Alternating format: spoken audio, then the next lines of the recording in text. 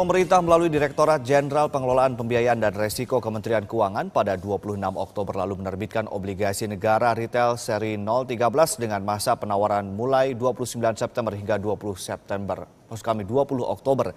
Lalu bagaimanakah perkembangan ORI serta perbedaannya dengan ORI sebelumnya? Untuk mengetahui informasi selengkapnya telah bergabung di lantai Bursa Efek Indonesia, Rike Karolin bersama Robert Pakpahan, Direktur Jenderal Pengelolaan Pembiayaan dan Resiko Kementerian Keuangan. Namun sebelumnya mari kita simak pergerakan bursa terlebih dahulu. Halo Rike, selamat pagi. Bagaimanakah pergerakan indeks harga saham gabungan pada sesi pertama perdagangan hari ini?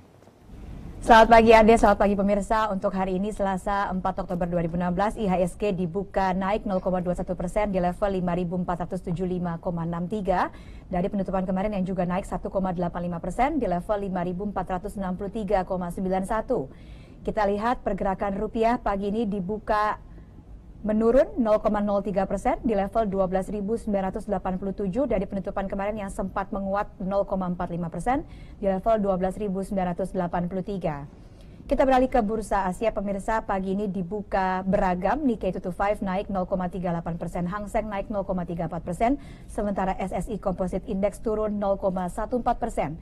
Untuk bursa Amerika ditutup menurun. S&P 500 turun 0,33%, Dow Jones turun 0,3%, Nasdaq turun 0,21%.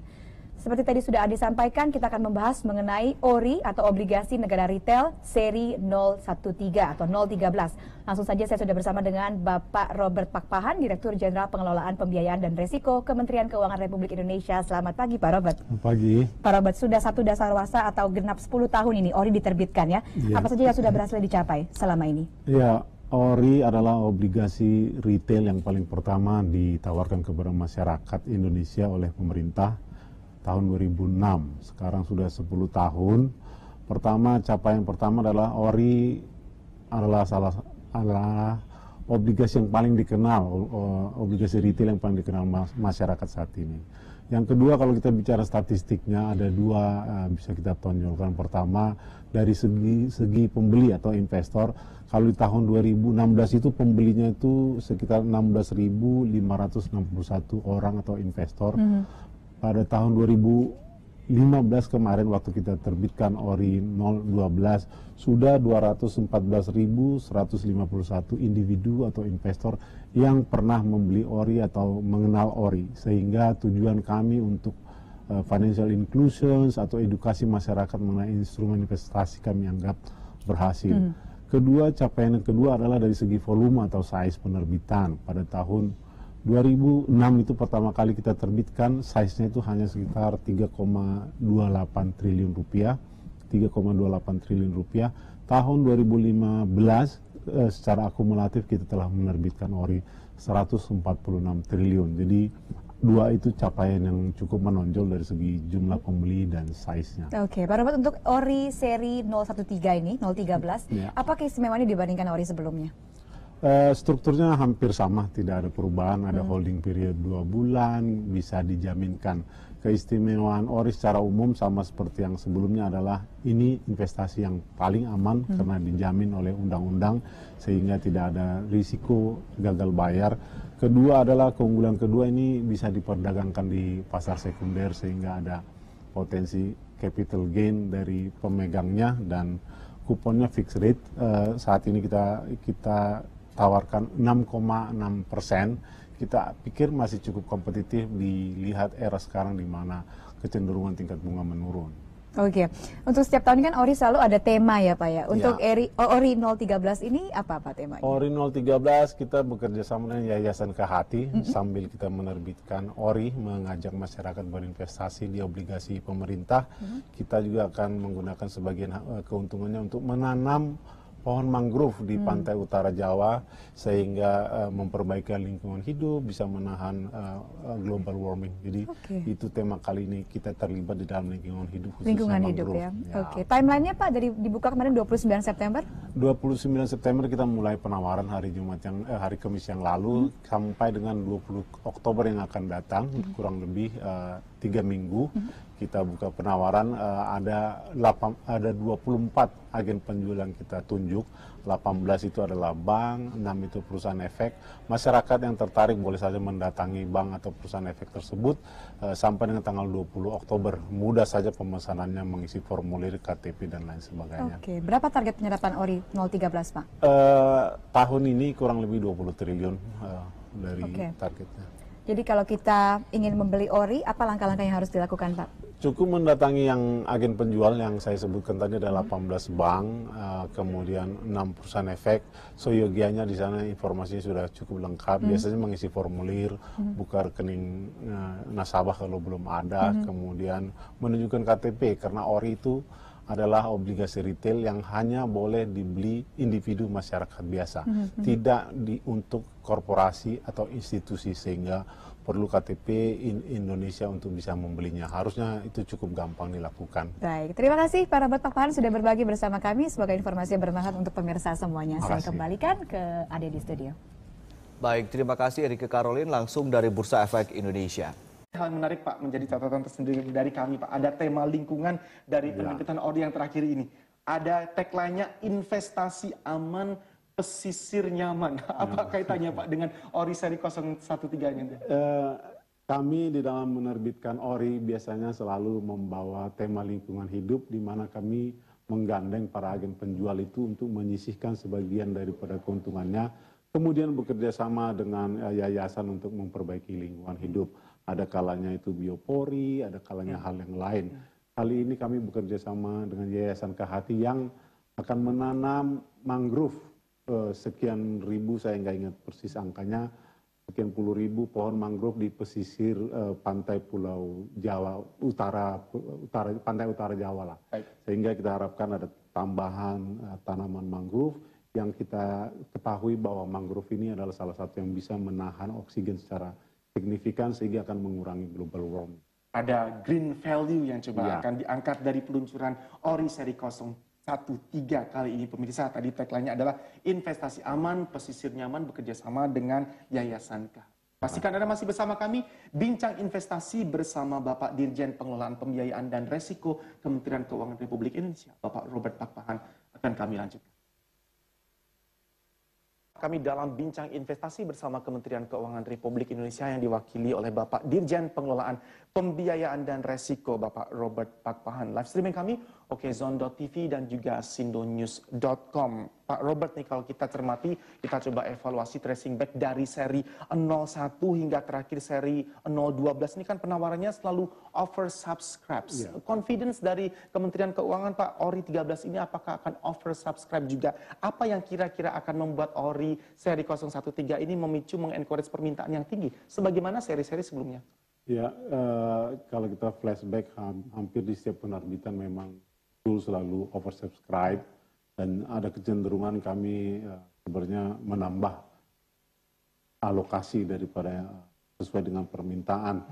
Confidence kami adalah ada beberapa keunggulan ORI dibanding instrumen investasi lainnya. Pertama, ini adalah investasi yang paling aman lah kalau bisa kita bandingkan dengan instrumen investasi lainnya. Karena risiko gagal bayarnya hampir-hampir tidak ada. Karena di balik ORI ini adalah pemerintah dan dijamin oleh undang-undang pengembaliannya dibanding dengan instrumen investasi lainnya. Deposito perbankan juga dijamin, tapi kan ada batasnya sampai 2 miliar. Itu nomor satu keunggulan. Kedua, ORI karena ini obligasi juga diperdagangkan di pasar sekunder.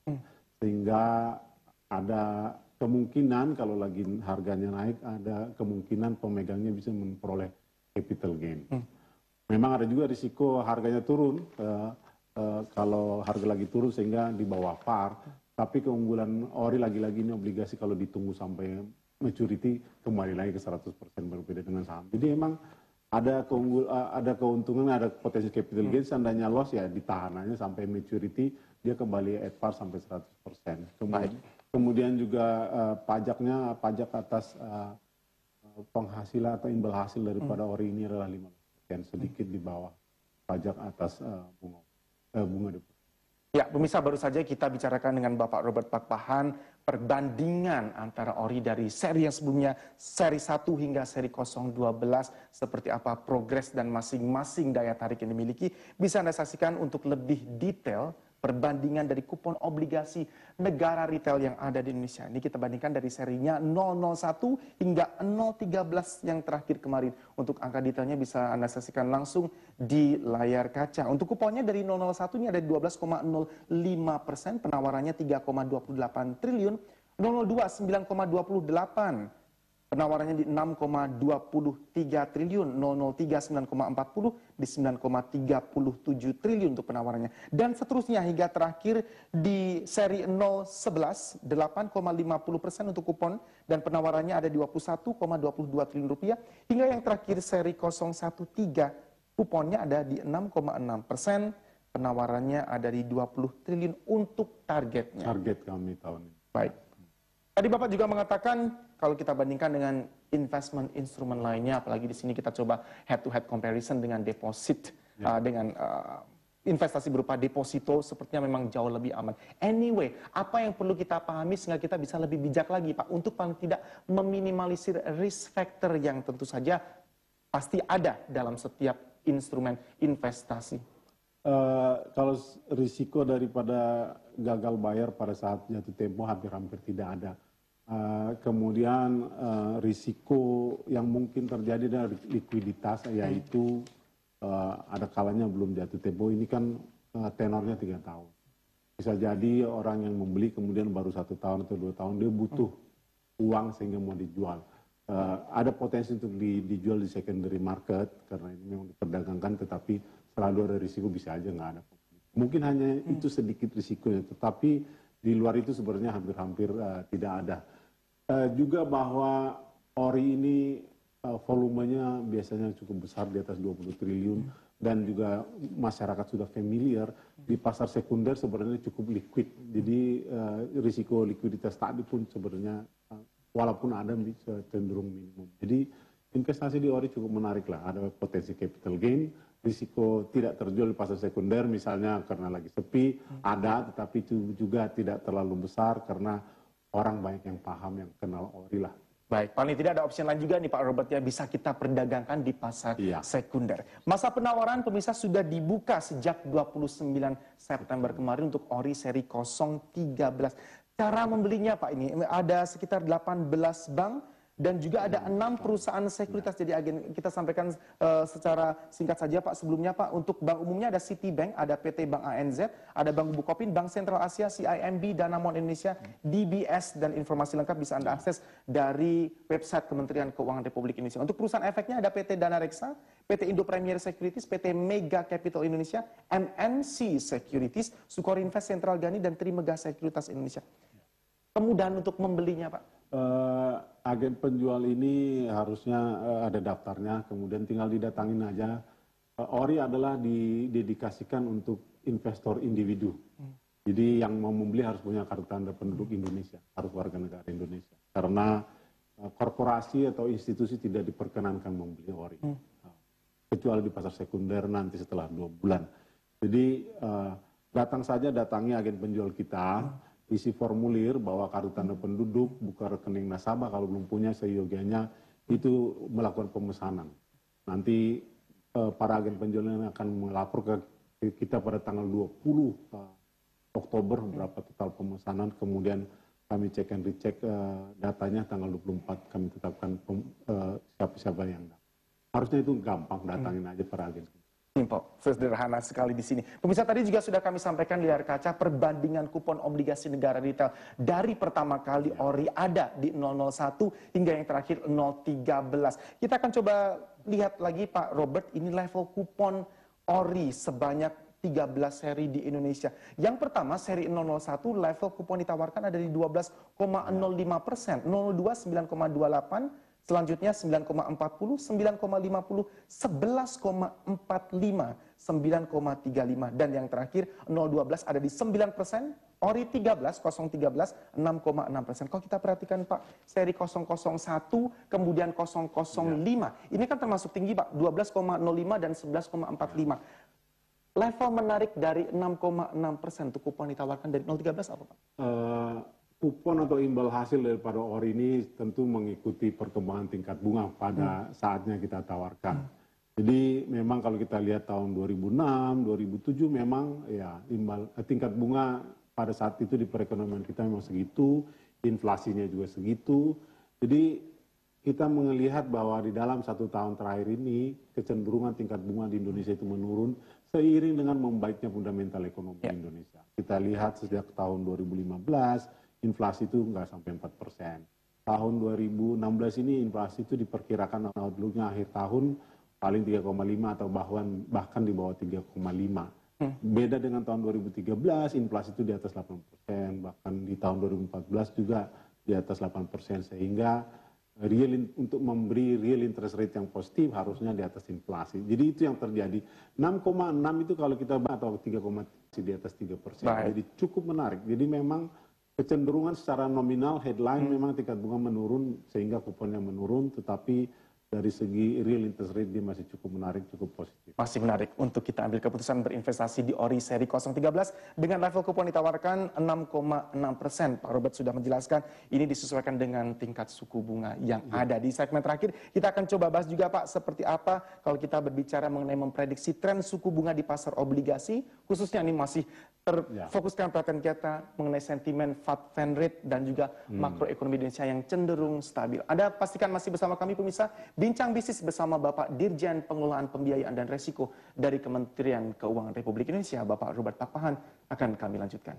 Masih bersama Bapak Robert Pakpahan, beliau adalah Dirjen Pengelolaan Pembiayaan dan Resiko dari Kementerian Keuangan Republik Indonesia. Tadi kami sampaikan juga informasi ORI kita untuk seri 001 ada di level kupon 12,05% dan 005 di 11,45%, pernah menempati level kupon tertinggi dalam sejarah ORI Indonesia. 013 menawarkan level kupon 6,6%. Bapak Robert sudah menjelaskan ini kaitannya dengan tingkat suku bunga yang ada disesuaikan dengan kondisi dan situasi. Seberapa predictable-kah kemudian kalau kita mencoba memproyeksi dan mendapatkan outlook yang tepat Pak mengenai tren suku bunga di pasar obligasi kita? Kemudian sejauh mana global exposure, meskipun Anda sampaikan macroeconomically speaking, tingkat inflasi dan sebagainya, kita relatif stabil Pak. Ekonomi Indonesia ini adalah ekonomi yang terbuka. Di sektor keuangan itu kita sangat terbuka sehingga keluar masuk dan sektor keuangan itu dimungkinkan. Bahkan di pasar obligasi kita ketahui bahwa asing itu 30-35% dia ikut membeli outstanding saham kita, sehingga gonjang-ganjing yang ada di sektor global tentu akan mempengaruhi harga obligasi dan otomatis mempengaruhi hasil. Yang penting adalah Indonesia menjaga kebijakan ekonomi kita baik dari kebijakan fiskal maupun kebijakan moneter. Itu bisa kita lihat beberapa tahun terakhir ini fiskal dan moneter telah dipelihara, dijaga dengan baik beberapa langkah, sehingga kita akhirnya bisa menurunkan tingkat bunga secara konsisten dalam 1-2 tahun terakhir. Kita lihat LPS rate sudah turun, BI rate juga sudah turun di dalam 2 tahun terakhir lebih dari 200 poin. Dan kita masih cukup stabil. Ini menunjukkan bahwa asing global juga masih percaya terhadap ekonomi kita. Ini hal yang positif. So far kita berhasil menurunkan tingkat bunga, tapi tidak mengakibatkan gonjang-ganjing. Tingkat inflasi masih rendah, kredibilitas APBN kita bagus, moneter policy bagus, sehingga kita harapkan kalau ada gonjang-ganjing di global, misalnya Fed Fund Rate nanti di Desember, ataupun ada kejadian-kejadian lain, mudah-mudahan itu menjadi cushion atau fundamental bagi kita. Ada shock sedikit karena memang asing punya porsi di sini, mudah-mudahan tidak terlalu banyak. Kemudian PR kita selanjutnya mungkin melakukan financial deepening supaya peran domestik di sektor keuangan itu lebih besar di pasar saham maupun di pasar obligasi, sehingga kalau ada keluar masuk flow capital dari luar bisa mempengaruhi, tapi sensitivitasnya kurang. Baik, paling tidak peredamnya sudah jauh lebih kita preparekan dari sekarang. Kita akan bicarakan mengenai memetakan siapa saja potensial investor untuk ORI kita, Pak. Di ORI seri 012 kemarin, ini terpantau pemesanan wilayah Indonesia Timur dan Tengah juga sudah mulai meningkat. Apakah memang ada semacam mulai, Pak, terjadi pergeseran demografi investor, khususnya untuk ORI berikutnya ini, Pak? Iya, kita Timur itu memang agak lambat membeli ORI dari segi persentase ya, tetapi sudah menunjukkan angka-angka yang muncul lah. Yang paling banyak membeli ORI itu adalah wilayah Barat di luar DKI, yang kedua DKI, kemudian Indonesia bagian tengah, dan terakhir Indonesia Timur. Kami mewajibkan agen penjual untuk makin di dalam membeli ORI. Kalau dari segi individu yang membeli, profesinya porsi yang paling besar adalah wira swasta yang membeli. Sosialisasi harus lebih gencar kita lakukan, termasuk melalui media seperti ADX Channel seperti ini. Pak Robert, Bapak Robert Pakpahan, Anda adalah Dirjen Pengelolaan Pembiayaan dan Resiko dari Kementerian Keuangan Republik Indonesia. Kita berharap sukses selalu untuk seri 013 nih. Sukses untuk Anda, Pak Robert. Demikian tadi bincang investasi bersama Kementerian Keuangan Republik Indonesia. Pastikan Anda